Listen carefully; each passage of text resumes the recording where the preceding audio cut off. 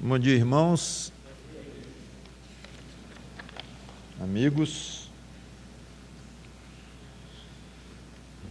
Vamos tentar encerrar hoje nossa série, minissérie que apareceu dentro de uma série maior,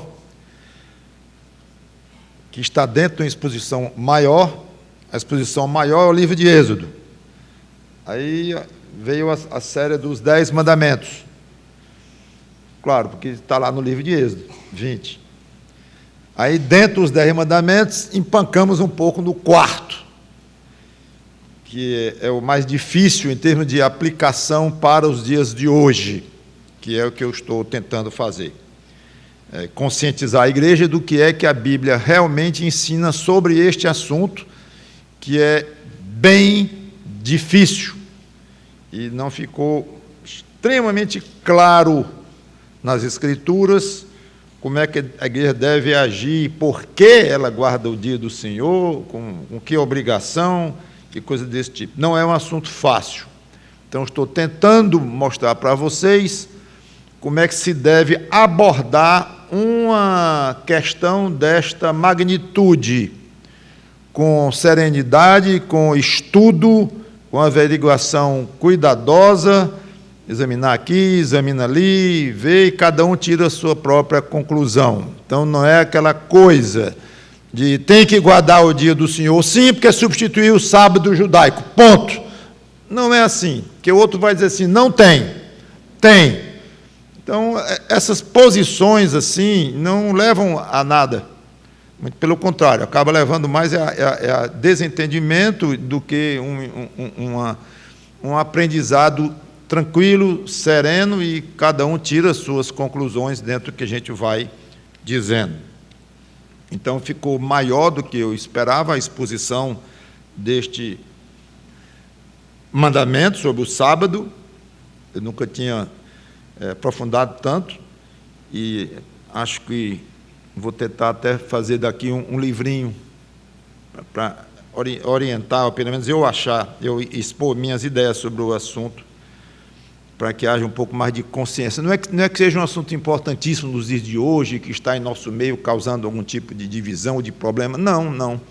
Mas é importante, e como eu já vi pastores sérios, amigos, conhecem profundamente as Escrituras, discutindo com outros de uma maneira oposta quanto à questão da guarda do sábado, e eu não concordar nem com um nem com o outro, então já era a terceira opção entre 3 opiniões.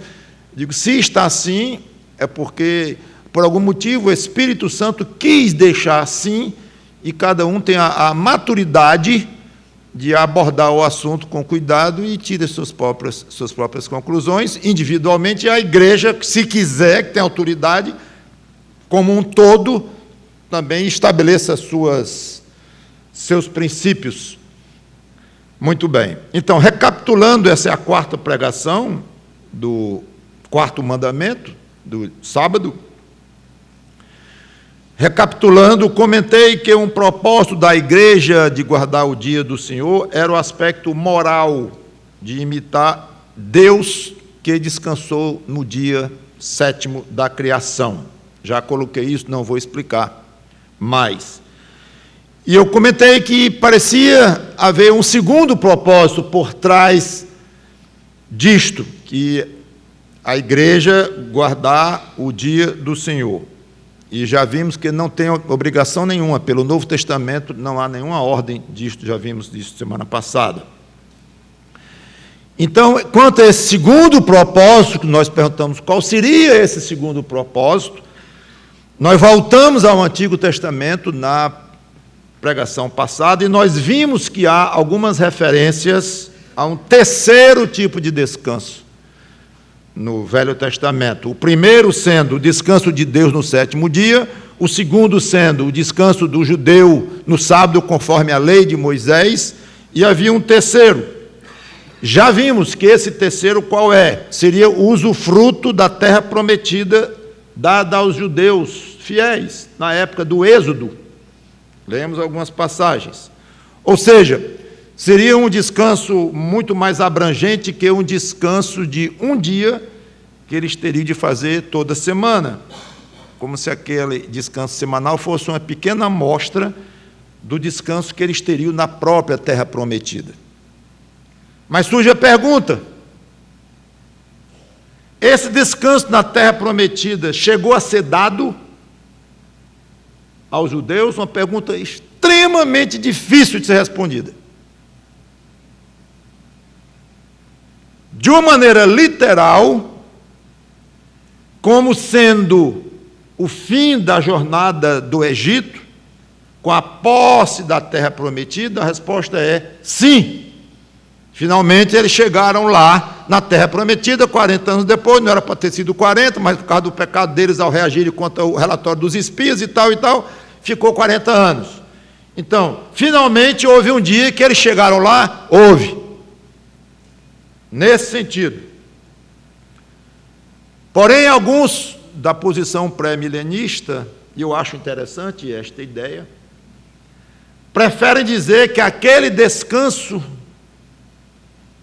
que Josué inaugurou, porque foi Josué que introduziu o povo na terra, no lugar de Moisés, que tinha acabado de morrer, aquele descanso foi precário e provisório.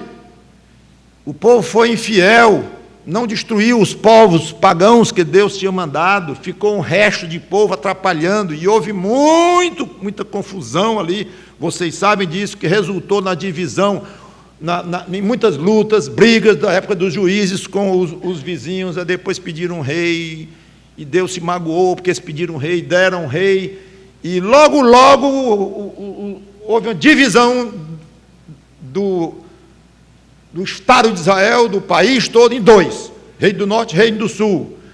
Aí depois ainda veio exílio para a Síria, aí depois exílio para a Babilônia, aí voltaram,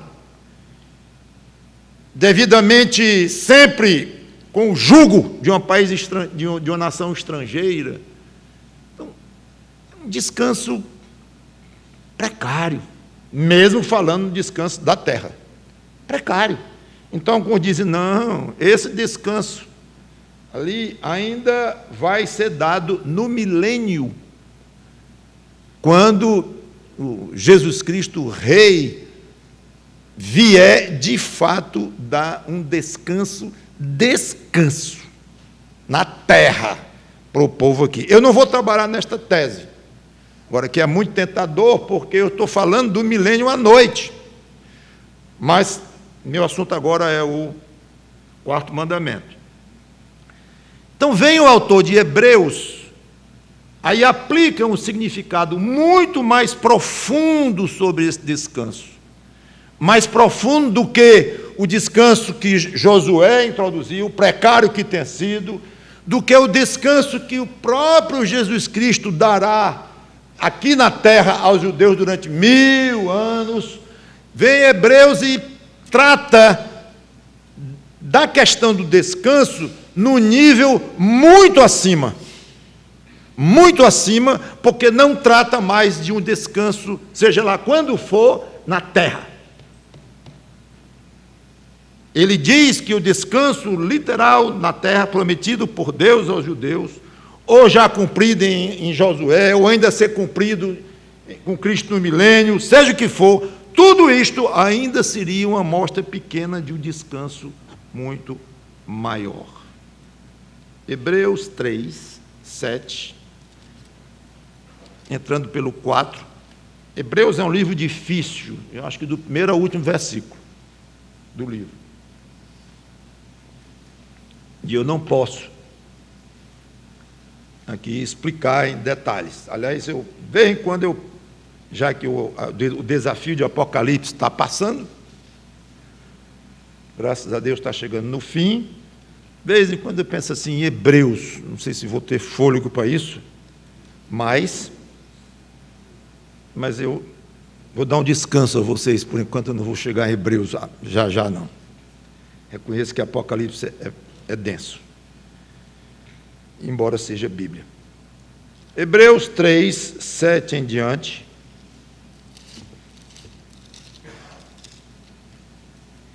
Não vou explicar os detalhes, não posso, não tenho tempo.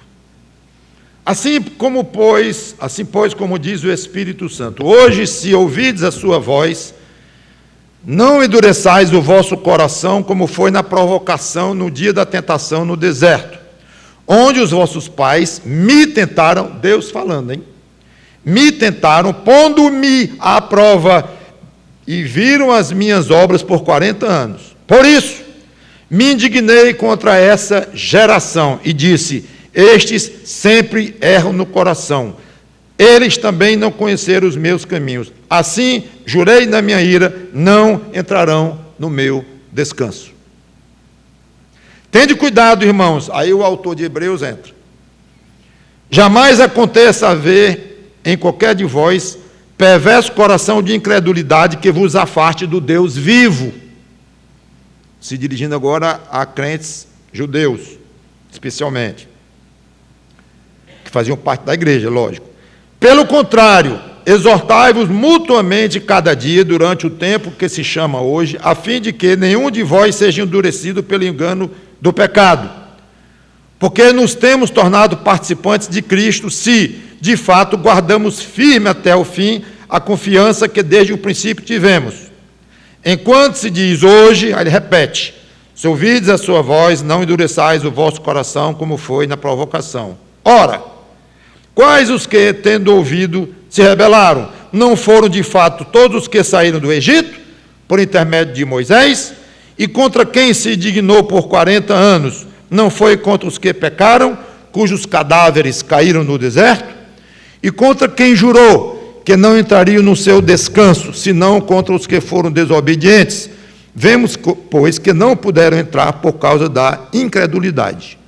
Temamos, portanto, aí ele vem aplicar, que sendo-nos deixada a promessa de entrar no descanso de Deus, está falando para crentes agora, uma parte é igreja. Suceda parecer que alguém de vós tenha falhado, porque também a nós foram anunciadas as boas novas, já está falando do Evangelho agora, do Senhor Jesus Cristo, como se deu com eles. Aí começa a fazer uma comparação. Mas a palavra que ouviram não lhes aproveitou, visto não ter sido acompanhada pela fé naqueles que a ouviram. Falando de fé, falando de evangelho. Nós, porém, que cremos, fé de novo, entramos no descanso, conforme Deus tem dito, assim jurei na minha ira, não entrarão no meu descanso, embora certamente as obras estivessem concluídas desde a fundação do mundo, porque em certo lugar assim também disse, no tocante ao sétimo dia, que ele está só explicando. E descansou Deus no sétimo dia de todas as obras que fizeram. E novamente no mesmo lugar, não entrarão no meu descanso. Repetiu. Visto, portanto, que resta entrarem alguns nele e que por causa da desobediência não entraram, aos quais anteriormente foram anunciadas as boas novas, de novo determina certo dia, hoje, falando por Davi, muito tempo depois de quê? Do Êxodo, da de Josué. Moisés e Josué, final do Êxodo. Muito tempo depois, segundo antes fora declarado: hoje, se ouvides a sua voz, não endureçais o vosso coração. Ora, se Josué lhes houvesse dado descanso, não falaria posteriormente a respeito de outro dia. Portanto, resta um repouso para o povo de Deus. Aqui ele generaliza, ele parte dos judeus e joga sobre o povo de Deus, os crentes, e falando agora de um repouso muito maior do que aquele repouso que Josué deu, e que Davi, 500 anos depois de Josué, estava falando de novo em repouso, porque Josué não tinha dado, e nem era o grande repouso que Deus tinha preparado para os seus, não era repouso na terra prometida. Porque aquele que entrou no descanso de Deus, ele mesmo descansou de suas obras, como Deus das suas. Esforcemo-nos, pois, por entrar naquele descanso. Não tem mais nada a ver com Israel aqui, com terra prometida, não tem nada a ver mais. A fim de que ninguém caia segundo o mesmo exemplo de desobediência, e a passagem continua. Ou seja, além de literal, e é muito comum na Bíblia isso, como vocês têm visto, especialmente porque estamos estudando o milênio, é muito comum, Deus prometeu uma coisa literalmente, e por trás desta promessa, ou além desta promessa literal, tem uma outra de cunho espiritual, portanto, de uma envergadura bem maior, mais profunda, que lida com coisas eternas. Então, o descanso que Deus prometeu aos judeus era uma pequena amostra aos judeus na terra prometida, era uma pequena amostra de um descanso muito maior.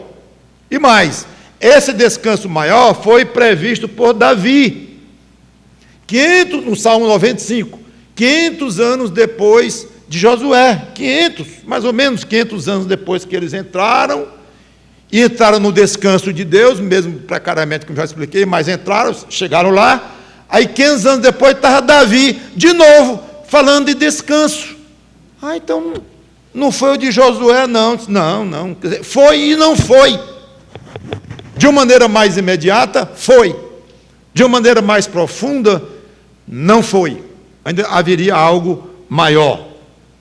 E que descanso era esse? Não descanso em algum lugar da terra, seja quando fosse, Josué, ou ainda mesmo projetando para o milênio, mas um descanso no céu, prometido a todos os crentes por toda a eternidade.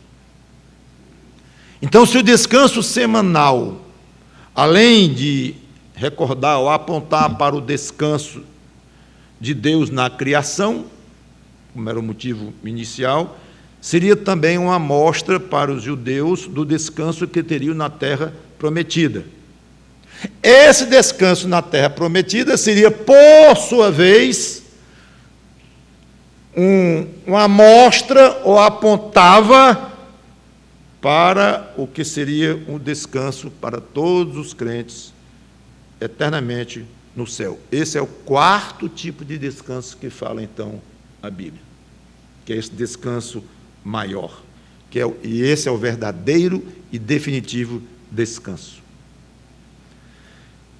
Então, aqui está o segundo propósito pelo qual eu creio que o Espírito Santo cuidou de fazer com que a igreja guardasse o dia do Senhor, se não por ordem bíblica, como eu já provei que não é, mas pelo menos pela experiência da igreja cristã, embora repetindo que não se deve basear a doutrina em cima de experiência, nem estou, mas vale alguma coisa, por isso que eu estou falando com muito cuidado, tudo indica que o Espírito Santo teve esse propósito, porque quando fala de propósito, temos que ter muito cuidado. É revelado esse propósito? Então temos segurança. Não é revelado o propósito, temos que ter muito cuidado. Mas só que estou falando de propósito, porque o fato está estabelecido, é fato, que desde o início a igreja começou a guardar o dia do Senhor. Isso não está claro na Bíblia, mas está claro algumas indicações, muito pouquinho, uma passagem, como eu já expliquei, não vou repetir. Mas está claríssimo que ao longo de 2000 anos, já temos de cristianismo, ficou absolutamente firme, arraigado o costume da igreja guardar o dia do Senhor. Isso não se discute. Comentei até a formação do cânon, que não está na Bíblia, todos aqueles 66 livros que fazem o cânon, não está nas Escrituras, dizendo que a relação é aquela. Eles estão lá. Quem colocou aquele número, como eu disse, ao longo da história da igreja, foi estabelecido aquilo. Então, eu faço, na minha cabeça, essa analogia, e eu me sinto confortável por isso. Agora, o fato é que, apesar de a gente se preocupar em falar do motivo, por que o Espírito Santo fez isso? Por que Deus quis que esse dia do Senhor ficasse tão arraigadamente firme na igreja? O porquê, especulamos um pouco. O fato está aí. São coisas diferentes. Então, ninguém discute o fato. Está aí. Ninguém. Então, penso eu que o motivo era fazer com que os crentes olhem para frente, se lembrando do descanso eterno. Primeiro motivo, como foi na pregação passada, talvez escapou já de vocês, não sei. Mas o aspecto moral que todo ser humano tem de guardar um dia na semana em homenagem ou em honra ao Deus Criador que descansou no 7º dia depois de criar tudo que existe em 6 dias. Descansou no 7º. Então, ficou claro que Deus gosta, se sente honrado, quer que a humanidade, de alguma forma, o homenageie nisso, ou o imite nisto, ou se lembre dele nisto, que como ele descansou, todo ser humano deve descansar um dia em 7. Esse princípio bem geral, que eu considero que seja um princípio até moral, de cada ser humano, diante do Deus Criador. Então, não tenho dúvida que a igreja continuou a ideia, o costume de guardar um dia na semana, não mais o sábado, o 6º, mas agora aliás, não o 7º, mas o 1º da semana, nós chamamos de domingo, porque, como seres humanos que somos, temos a obrigação de guardar um dia na semana. Não diz mais qual é. O do judeu dizia, era o 7º. Aí a igreja passou para o 1º, sem ordem nenhuma, sem mandamento nenhum registrado na Bíblia, mas passou.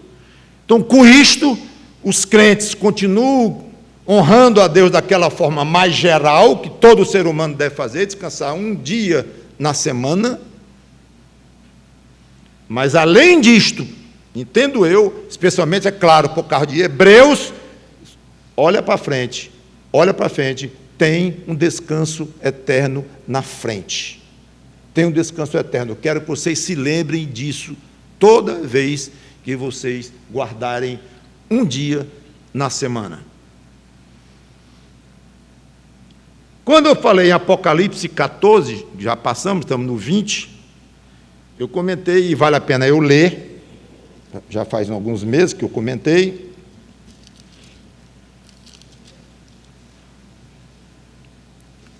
Apocalipse 14, versículo 13. Então ouvi uma voz do céu dizendo: escreve, bem-aventurados os mortos que desde agora morrem no Senhor. Sim, diz o Espírito, para que descansem das suas fadigas, pois as suas obras os acompanham.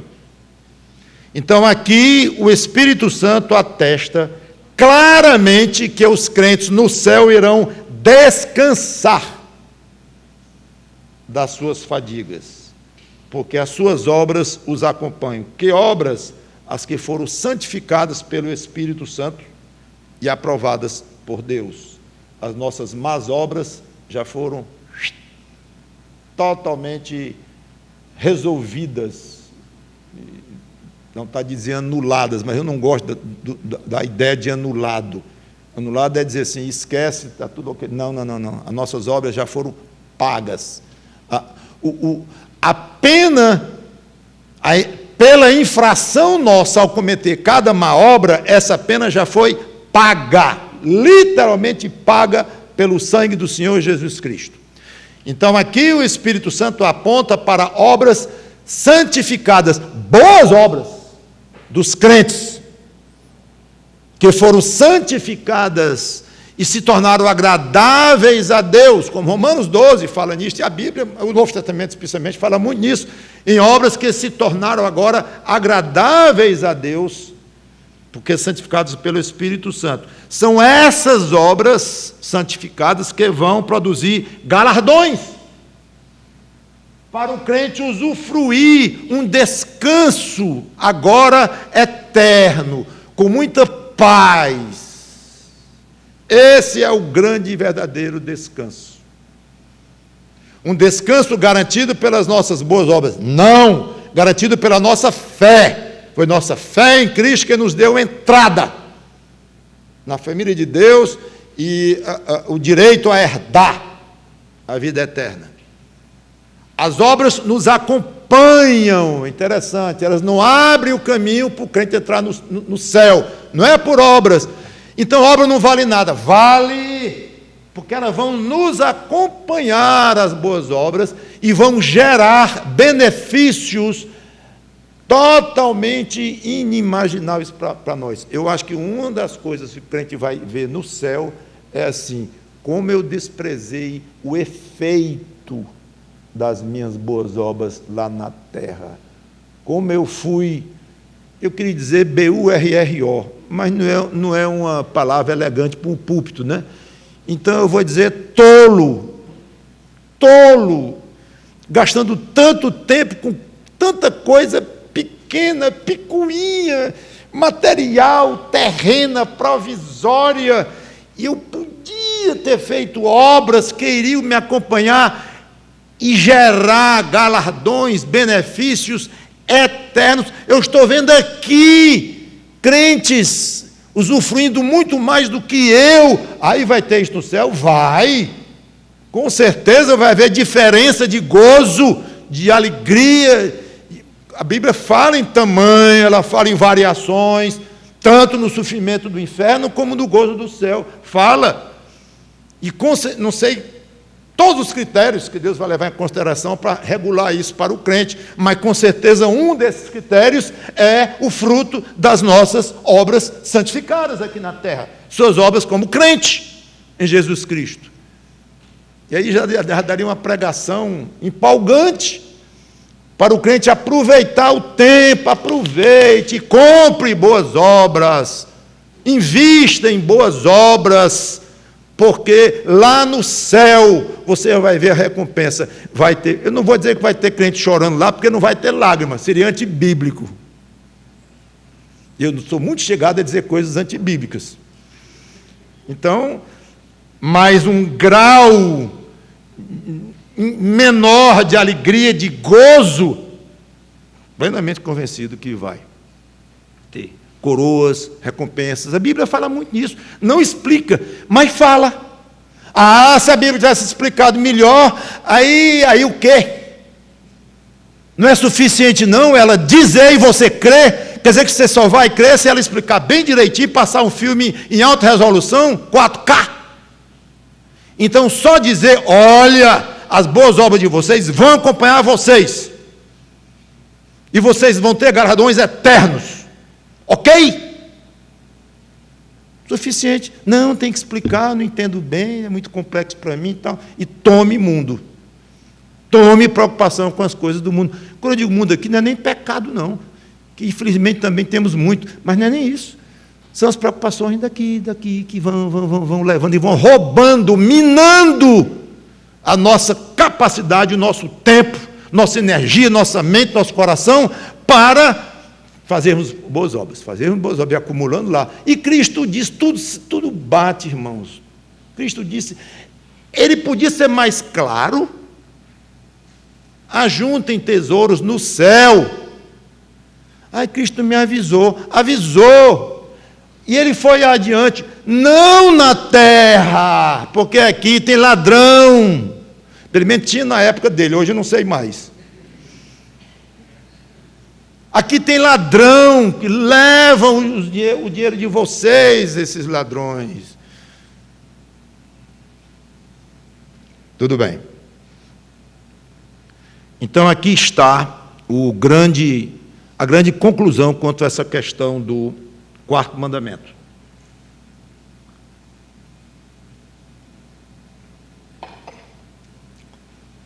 E eu vou parar aqui. E vou deixar para mais uma pregação com a grande pergunta: o quarto mandamento é ou não? Enfim, pastor, esse negócio está muito complicado. E eu já disse na pregação passada, se esse assunto do quarto mandamento parece muito complicado, não se preocupe, porque é mesmo. Pode relaxar. Como eu disse, grandes teólogos do cristianismo discutem até hoje esse assunto e confessam que é um tema difícil. Escrevem livros e livros e tal. Então, é um assunto complicado mesmo? É. Mas seria ótimo se tirássemos uma conclusão. Muito difícil, porque é complicado, não vamos nem olhar. Apocalipse é um livro complicadíssimo, então nós não vamos encará-lo? Vamos, com humildade, dependendo da graça de Deus, com muito estudo e pedindo a Deus orientação, vamos ver, estudar e vamos tentar aprender com ele. É o que nós estamos terminando de tentar fazer. Então, o quarto mandamento é muito complicado, negócio de guardar sábado, domingo, eu sei lá, eu vou para os cultos lá e está tudo bem, pronto. Não é assim. Então, é complicado? É, mas eu faço questão de tirar conclusões diante da igreja. Não vou tirar hoje, porque o meu tempo já acabou. Um tempo que eu passei para mim próprio. Então, fica a grande pergunta. Pastor, em suma, eu acho que eu devia ter vindo só para essa última pregação. Espero que não seja esse seu pensamento. Mas diga só mesmo como é que é para fazer. Se você quiser ser um crente desse padrão, fique à vontade. Pode ser, não tem problema nenhum. E já até alguma coisa, né?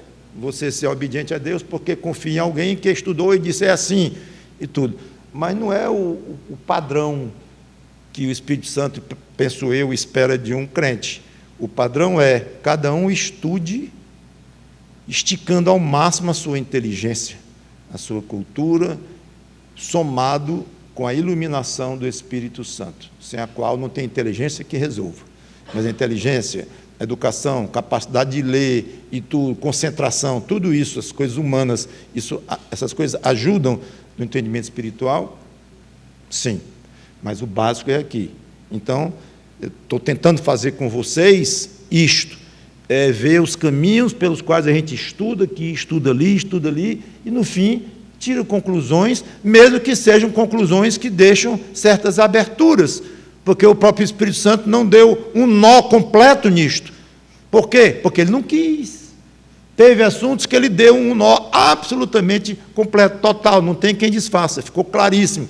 Tem outros assuntos que ele deixou realmente um pouco em aberto. Ele tem os motivos santos e sábios dele, mas é fato, divórcio é um assunto complicadíssimo, por exemplo, batismo, ceia, que tem gerado muita discussão ao longo da igreja, línguas, tem muitos assuntos que dão esse tipo de dificuldade, mas o Espírito Santo quis assim, então compete a cada crente estudar, repito, com humildade e dedicando tempo e cabeça para isto, e tirar até onde pode suas conclusões. Então, em suma, o quarto mandamento é ou não é mandatório para nós hoje, igreja? Eu podia ser um pouquinho malvado e dizer assim, não digo um pio, venham a próxima, mas eu vou dizer o que eu penso para deixar um gancho. Eu acho, creio, que parte sim, parte não. É até onde eu vou. E na próxima semana eu explico mais detalhes disso aí. Vamos orar. Obrigado, Senhor Deus, pelo Teu Espírito Santo, e esperamos estar sendo corretos, dignos na explicação da Tua palavra, muito complicada neste contexto particular de descanso, e que tiremos conclusões sábias, prudentes, que em vez de gerar inquietude e falta de paz na igreja e relaxamento, seja exatamente o contrário, mas maturidade, equilíbrio e respeito pelo que Tu ensina, mesmo que a gente não entenda tudo, mas o pouquinho que a gente entende, que seja levado muito a sério diante de Ti, porque nosso coração é que está diante de Ti, nossas intenções, nossa sinceridade. Não é nem exatamente o que nós entendemos, porque dois crentes entendem coisas diferentes do mesmo assunto, algumas vezes. Então, o mais importante é o coração desses dois crentes que discordam nas conclusões, mas diante de Ti, não que a Tua doutrina não seja importante, porque é, mas sem dúvida, Senhor Deus, o que Tu estás mais interessado em cada um de nós é o coração com que nós vamos estudar, aprender praticar e ensinar. Esse realmente é o mais importante aos seus olhos. Em nome do Senhor Jesus Cristo. Amém.